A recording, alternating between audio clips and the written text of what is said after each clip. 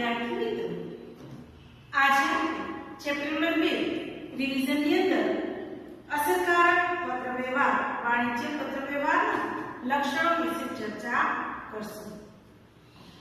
પત્રવ્યવહાર છે વાણિજ્ય પત્રવ્યવહારનો અર્થ આપણે સમજી ગયા કે જે પત્રો ધંધા માટે લખાય એને આપણે કેવા પત્ર કહીએ છીએ? વાણિજ્ય પત્રો. ધંધાની અંદર લખાતા પત્રો એના માટે અસરકારક વાણિજ્ય પત્રવ્યવહારના લક્ષણો આપણે રિવિઝન કરીએ. અસરકારક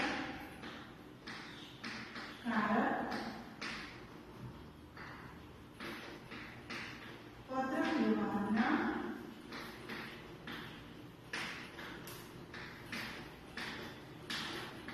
લક્ષણો.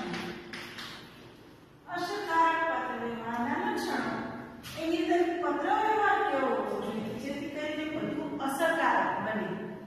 તો એના માટે એના 4 લક્ષણો. એમાં પહેલું છે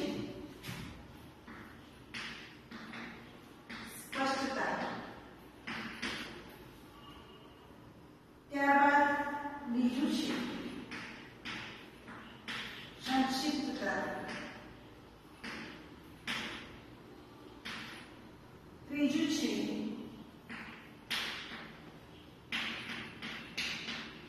સંપૂર્ણતા,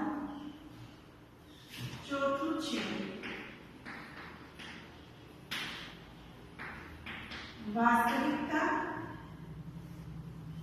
પછી પાંચમું છે વાચકલક્ષી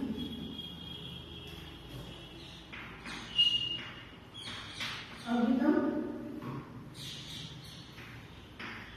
છઠ્ઠું છે સચોટતા, સાતમું છે વિવેકપૂર્ણતા.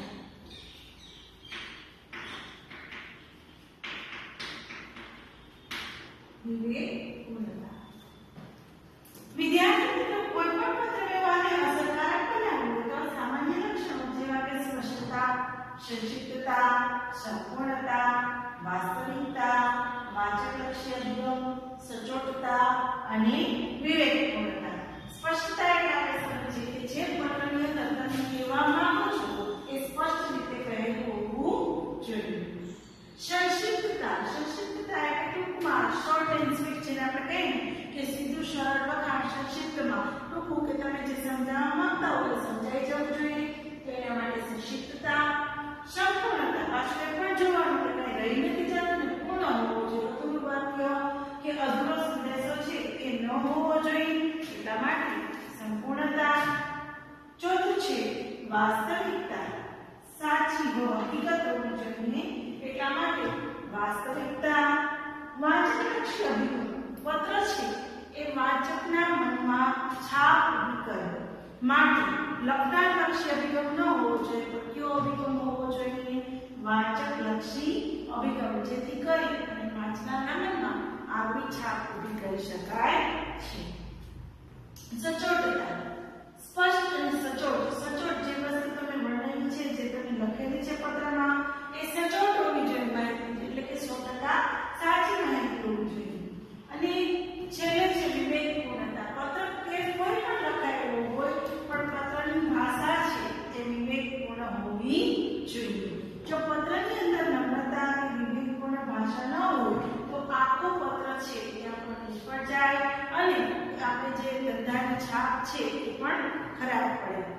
એટલા માટે અસરકારક પત્રવ્યવહારના લક્ષણો પૂછાય તો 7 લક્ષણો: સ્પષ્ટતા, સંક્ષિપ્તતા, સંપૂર્ણતા, વાસ્તવિકતા, વાચકલક્ષી અભિગમ, સચોટતા અને વિવેકપૂર્ણતા. ત્યાર પછીનો પોઈન્ટ આપણે આવશે અસરકારક વાણિજ્ય પત્રવ્યવહાર બાદ આપણે આવશે કે વાણિજ્ય પત્રોની શૈલી, સ્ટાઇલ ઓફ બિઝનેસ લેટર. એ પહેલા આમાંના આપણે અમુક ઉદાહરણો જોઈએ, વાક્ય જોઈએ. દાખલા તરીકે એમ કહીએ કે અમે ચોપડીઓ, ચિત્રપોથી, કાગળો, નોટબુક્સ, પેન્સિલો, રબર, રંગ વગેરે મંગાવવા ઈચ્છીએ છીએ. તો આવું ન લખાય. એની જગ્યાએ આપણે શું લખશું કે અમે સ્ટેશનરીની વિવિધ વસ્તુઓ ખરીદવા માંગીએ છીએ.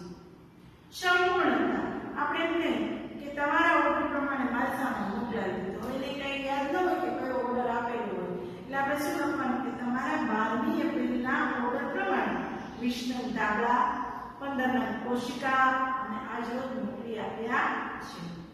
વાસ્તવિકતા અમે કેટલીક ખુશીઓ ખરીદવા માંગીએ છીએ. અમે કેટલીક ખુશીઓની અમે 25 નંગ 7 નંબર વાળી ખુશીઓ ખરીદવા માંગીએ છીએ. આ સ્પષ્ટ લખાણ થયું. પછી અમે ધંધાના વ્યાપ અને નફા માટે ગોધરામાં નવી શાખા ખોલી રહ્યા છીએ. એમ નહીં, અમે આપના જેવા નિયમિત ગ્રાહકોની સગવડ માટે આપના શહેરમાં નવી શાખા લાવી રહ્યા છીએ. તમારી પત્ર મળી હતી. આવું ન લખી શકાય. એની જગ્યાએ આપણે શું લખીએ? તમારો પત્ર મળ્યો. તમે ખરીદેલા માલસામાનના નાણાં ચૂકવવામાં તમે બેદરકાર છો. આવું ન લખાય. એની જગ્યાએ આપણે વિવેકપૂર્ણ શું લખશું?